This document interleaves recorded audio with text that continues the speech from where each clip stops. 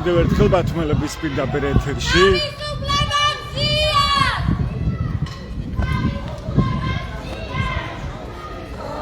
თქვენ ახლა გადაშეხედავთ აქტივისტებს, პროევროპული აქციის მონაწილეებს, რომლებიც მისდევენ პენტენციური სამსახურის მანქანებს შეძახილებით თავისუფლება მზიას. მზია მაღლობელის საქმეზე მორიგის ხტომა გაიმართა ბათუმის საქალაქო სასამართლოში. ეს ხტომა ახლახანს დასრულდა. დასავლეთ პენტენციურმა სამსახურმა ახლახანს გამოიყვანა მზია მაღლობელი ჟურნალისტი, რომელიც ესწრებოდა თავად დღევანდელ პროცესს. ეს გაუმძიებლებს და სამართალდამცველებს მოусმინა მოსამართლე ნინო სახელაშვილმა ამ პროცესზე. ვიდრე გამოვა იურისტი მარიამ წარიაშვილი ან სხვა იურისტები ასევე, რომლებიც იცავენ მზია მაღლობელის ინტერესებს. გაჩვენებთ სიტუაციას, რომელიც ახლა არის ბათუმის საქალაქო სასამართლოსთან.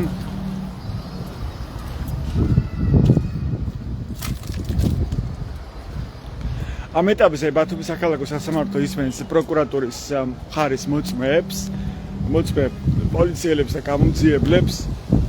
წინა პროცესზე მაგალითად გამომძიებელმა თქვა, რომ მზია მაღლობელის აგრესია გამოიხატებოდა იმაში, რომ მან ხმამაღლა იკითხა, რატომ დააკავეთ აქციის მონაწილეები და როცა პროკურატურას აქვს ვერსია, რომ თითქოს მზია მაღლობელს ჰქონდა აგრესია პოლიციელების მიმართ, ეს აგრესია პოლიციის თქმით გამომძიებლის ჩვენების მიხედვით გამოიხატა იმაში, რომ მზია მაღლობელმა დასმა შეეკითხა, რატომ დააკავეს აქციის მონაწილეები. ხოლო კიდევ ერთმა გამომძიებელმა თამარ კერესელიძემ წინა შეხვედრაზე თქვა, რომ მზია მაღლობელს ეკეთა ხელბორკილები 2 საათის განმავლობაში, მაშინ როცა ამის საჭიროება არ არსებობდა და მზია მაღლობელი არანაირ წინამძღოლებას პოლიციელებს არ უწევდა, თუმცა ამის მიუხედავად პოლიციელებმა მას ხელბორკილი გაუკეთეს უკან.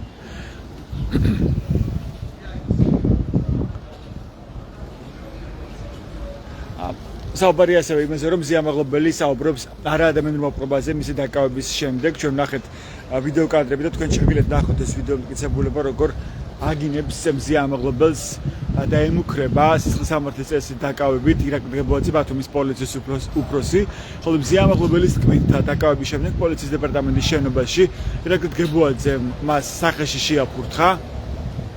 ასევე მას არაძებდნენ სასმელი წყლის დალევის საშუალებას და ტუალეტის სარგებლობის უფლებას.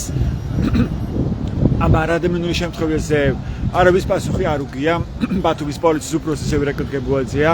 მას არც კი შეუჩერეს სამსახურებრივი უფლებამოსილება.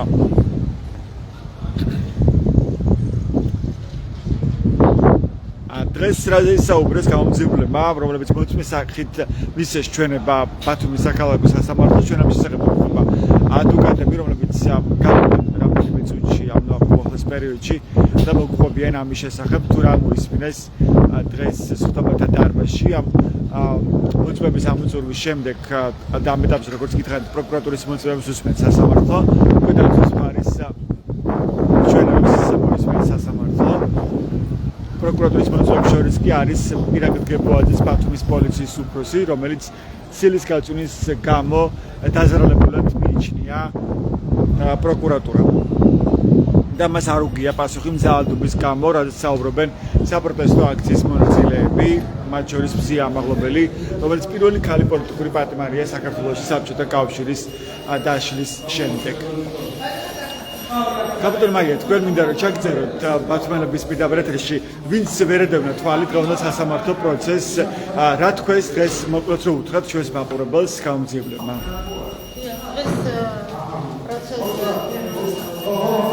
გამომძიებლებს ასე ვთქვათ და ორი გამომძიებელი ერთი დამკავებული პოლიციელი გამომძიებელმა ფაქტიურად დღევანდელ პროცესზე ვერ ამოიცნო ვიდეო კადრში ვერც ერთი ის პოლიციელი მოწმე, რომელიც მან გამოკითხა, არ იცის რომელია კადრში. იმიტომ რომ ნიღბიანები არიან. ამ ჩვენ კითხვებზე რომ რითი დარწმუნდა, რითი მიხვდა რომ ნიღბიანი არის ის პოლიციელი, რომელიც მან გამოკითხა, მას პასუხები არ ჰქონდა, თავისთავად ცხადია. შემდეგ ასეთივე კურიოზი იყო ერთგვარი დამკავებელი პოლიციელი, რომელიც ასეთივე ნიღბით არის კადრში და ისეთი ნიღბით, რომ თვალიც კი არ ჩანს.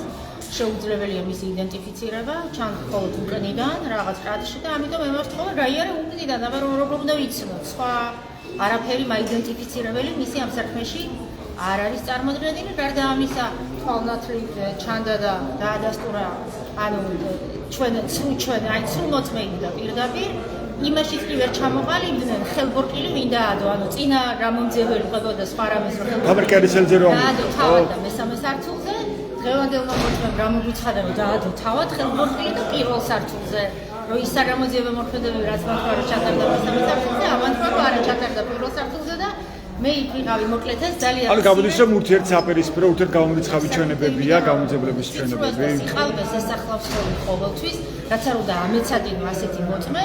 ყოველთვის არის ისეთი გარემოება სასამართლოზე, შემდეგ როდესაც ამ მოცემულობის წინაშე დავარხულმა და ეს იყო დღევანდელი პროცესი და აჭარის ტელევიზიის კადრები, რაც ძალიან მნიშვნელოვანია.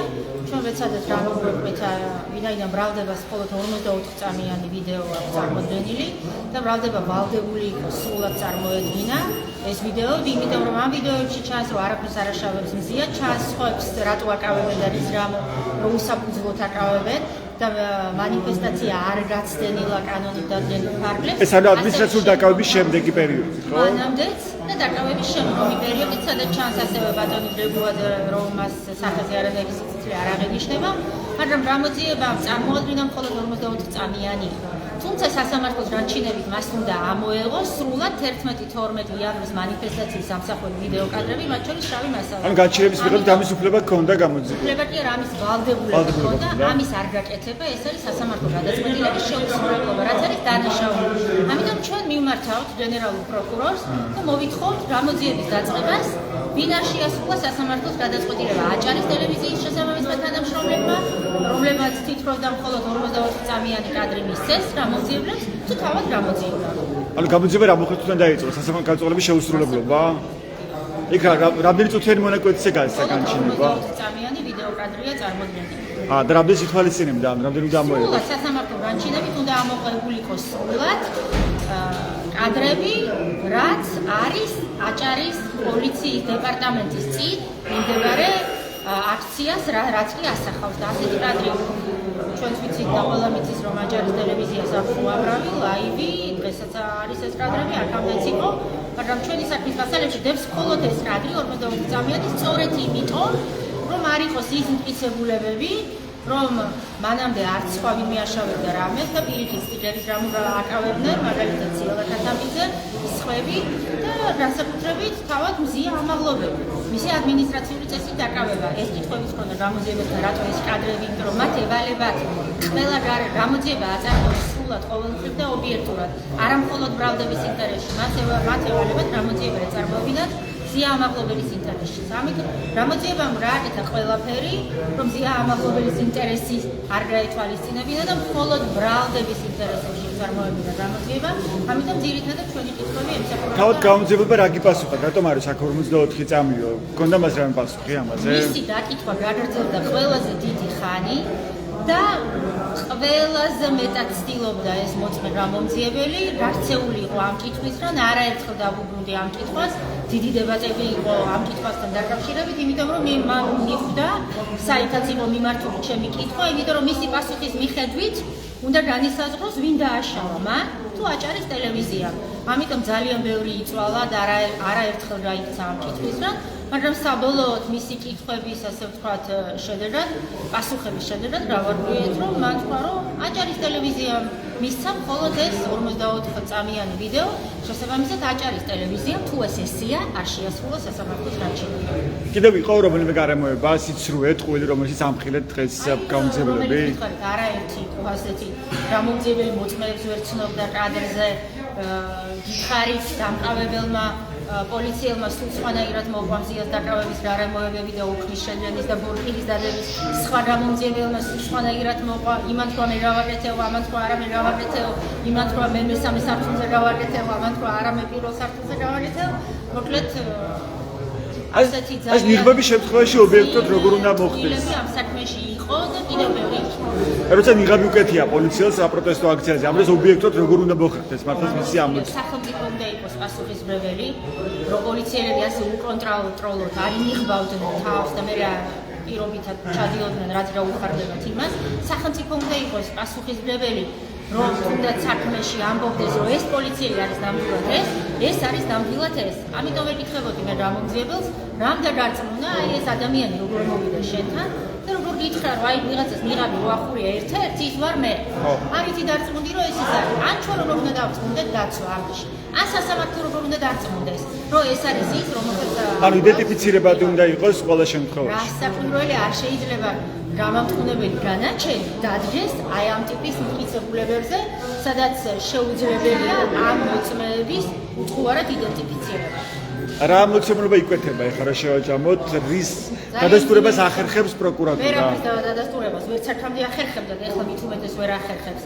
სურათი იკვეთება, სწორედ ის ძალიან მძიმე სურათი. სურათი იკვეთება ის, როგორ მანიპულირებს სისტემა, როგორ ძალადობს სისტემა ადამიანზე და მათ შორის აი ასეთი უხეში და არაკვალიფიციური ფორმებით. მადლობა, ეს მაია მწარიაშვილი იყო, ადვოკატი, რომელიც იცავს მზია ამაღლობელის ინტერესებს, ასევე ადვოკატი კახა წერეთელთან, გიორგი ხიმშიაშვილთან ერთად, ასევე ჯუბა ქათამაძე, რომელიც საიას იურისტი. ჯუბა, ხო, როგორ გეტყოდი მოკლედ, შეთვის რა აღმოჩნდა ყველაზე საინტერესო დღევანდელ სხდომაზე, როგორც გავიგეთ, არაერთი პოლიციელი გამომძიებელი ამხელ ციცრუეში.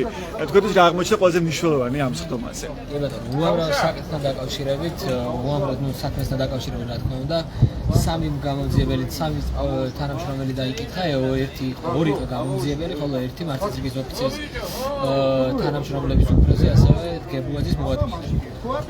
დამკავებელ პირებს კვლავ დადასტურდა, რომ არ შეუძლებია თავიანთი მოვალეობა უქმის შედგენის ნაწილში, ასევე დადასტურდა. ან რას გულისხმობთ, რომ არ შეუძლებელია პოლიტიკურობა? სამართლის კოდექსი ითვალისწინებს იმას, რომ დამკავებელ პირმა უნდა შეადგინოს დაკავების ოქმი. შესაბამისად, ეს დარღვეული არის, ასევე დარღვევა ბოქს-ტრეკის ნაწილში, როდესაც ერთი მოწმე ერთ სამოწმე ერთ ადგილას გაიჩერება, მეორე მოწმე მართლმსაჯულის ოფიცრმა ჩაატარეს ჩრეკა არაუფლებელ მოწმე პირებმა, რომელიც საპროცესო მიმართულებით ამ საქმეში რომ ძალიან დიდი დომხალია, ესე რომ ვთქვა, კიდევ ერთხელ დადასტურდა, მათ შორის დადასტურდა იმითაც, რომ მოწმე, რომელიც საქმეში არის წარმოდგენილი და იძახს, რომ მე ვარ დამკავებელიო, არც ერთი საიდენტიფიკაციო ნიშანი არ აქვს იმისა, რომ სწორედ მან დააკავა ქალბატონი მზია, ვერაფრით ვერ ამოვიცნობთ მას, ნიღაბი უკეთია, რომელსაც ნომერი არ აქვს და უბრალოდ უნდა ვენდოთ ბრალდების ხარისა და მოწმის სიტყვა. პროკურატურა როგორ განმარტავს ამას, როგორ უნდა ვენდოთ, მე როგორ ამოვიცანიო?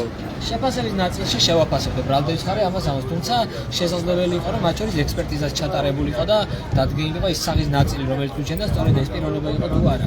ეს სპეციალური ექსპერტიზა ტარდება, თუმცა არ ჩატარებულა. შესაბამისად, მრავალ დარღვევას შორის, რა თქმა უნდა, ესეც გამოდის. გამოდის, რომ ურთიერთგამომრიცხავიც არის ეს ჩვენებები, კარგად ურთიერთგამომრიცხავია, მიუხედავად იმისა, რომ მხოლოდ პოლიციელები არიან მოწმის სახით საქმეში, მათი ჩვენებებით კი ურთიერთგამომრიცხავია, იქიდან გამომდინარე, რომ რეალურად სიმართლეს და იმ სურათს, რაც მართა იმ ღამეს პოლიციის დეპარტამენტის შესასვლელთან და უკვე შესასვლელში მოხდა, არც ერთი მათგანი სიმართლეს არ აქვს. შესაბამისად, გაგრძელდება დარწმუნებული ვარ მათი მხრიდან ჩვენებები, რომლებიც ლოგიკურ ჯაჭვს ვერ შექმნის იმისთვის, რათა დადგეს გამომტყუნებელი განაჩენი. უკვე დაკითხულია 5 მოწმე, ხო, პროკურატურის.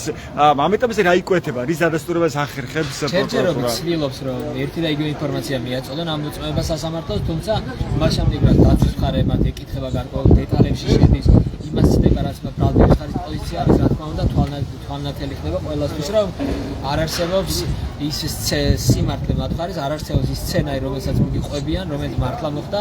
რეალურად როგორც კი ჩაეკითხა, მაშინ მათი ეს წინასწარ დაწერილი და წინასწარ განსაზღვრული სცენარი ირღვევა და ნათელი ხდება ყველა ობიექტური დამკვირვებლისთვის, რომ წინასწარ ეს შეთხზული ეს ყველაფერი. ანუ შეთხზული სცენარი რა არის? პროკურატურის სცენარი მოკლედ, რომ მოვიდა მზია ამაღლობელი. სცენარი ის არის, რომ საპროტესტო აქცია იყო აგრესიული. იყო აგრესიული, თურმე აიგინებოდა, ილანძღებოდა, შეურაცხყოფას აყენებდა ხალხს, შემდგომში შეიყვანეს და შიგნით პოლიციის დეპარტამენტში ყველაფერი კანონის ნორმათა დაცვით მოხდა, რაც რა თქმა უნდა კიდევ ერთხელ დადასტურდა, რომ ასე არ მოხდა. მადლობა ჩუბაკალამაძე იყო საიესი იურისტი რომელიც იცავს მზიამაღლობელის ინტერესებს მაია მწარიაშვილთან კომპანია BLB-ს და გიორგი ხიმშიაშვილთან ერთად სწორედ ჩვენ ადვოკატების პოლიციები მოვისმინეთ რომელსაც ახლა ხანს დატოვეს ბათუმის საქალაქო სასამართლოს თომათა დარბაზი რამდენიმე წუთის წინ დასრულდა ბათუმის საქალაქო სასამართლოში მზიამაღლობელის საქმის არსებითი განხილვის კიდევ ერთი სხდომა, მოურიგის სხდომა, სადაც პროკურატურის 3 მოწმეს მოусმინეს, 2 გამომძიებელს და 1 დამგავებელ პოლიციელს. ადვოკატები საუბრობენ რამდენიმე გარემოებაზე, რაც მიუთითებს იმაზე, რომ პოლიციელები ტყუიან და ამ სხდომაზე არერთხელ შეამხილეს ადვოკატებმა პოლიციელები, მათ შორის როცა ურთიერთგამომრიცხავია ჩვენები, მაგალითად ერთი პოლიციელი ამბობს, რომ თითქოს მზიამაღლობელს ხელბურკილი გაუკეთეს პოლიციის დეპარტამენტის შენობაში პირველ სართულზე, მეორე პოლიციელი ამბობს, რომ თითქოს მზიამაღლობელს ხელბურკილები გაუკეთეს მესამე სართულზე. ასევე ადვოკატი მაია მწარიაშვილი ყურადღებას ამახვილებს იმაზე, რომ არ შესრულდა სასამართლოს გადაწყვეტილება, რაც არის სისხლის სამართლის დანაშაული, საუბარია კონკრეტულად იმაზე, რომ როცა გავრცელდა აჭარის ტელევიზიის ცნობილი კადრები თქვენ ალბათ გაქვთ ნახე ეს კადრი, სილის გაწმის ეპიზოდი კონკრეტულად ირაკლი გებუაძის შემთხვევაში პროკურატურამ უნდა ამოიღო ეს კადრები აჭარის ტელევიზიის არქივიდან ჩანაწერების ზუსტად რაც ასახავს საპროტესტო აქციაზე არსებულ ვითარებას და სასამართლომ გასცა განჩინება რომ ამოიღოთ კადრები სრულად რომელიც ასახავდა სრულსრულად თუმცა ამის მიუხედავად ამოიღეს მხოლოდ 44 წამი და როგორც მაია მწარიაშვილი ამბობს ვერ გასცა კონკრეტული პასუხი მას გამომძიებელმა თუ რატომ ამოიღეს 44 წამი და არა პროცესის ამსახველი ვიდეო ჩანაწერების სრულად რაც არის სასამართლოს გადაწყვეტილების შეუსრულებლობა რომელიც არის სისხლის სამართლის წესით დასჯერდი მაია მწარიაშვილი ამბობს რომ ის ამის გამო აპირებს მიმართოს გენერალურ პროკურატურას და დაიწყოს გამოძიება სასამართლოს გადაწყვეტილების შეუსრულებლობის მოგვით რომ გაირკვეს ვინ არ შეასრულა კანონის მოთხოვნა მოსამართლეს განჩინება ამ შემთხვევაში ეს იყო აჭარის ტელევიზია თუ ეს იყო პროკურატურა რომელიც ცდილობს რომ მიჩქვალოს კონკრეტული ფაქტები განსაკუთრებით ამ საქმესთან დაკავშირებით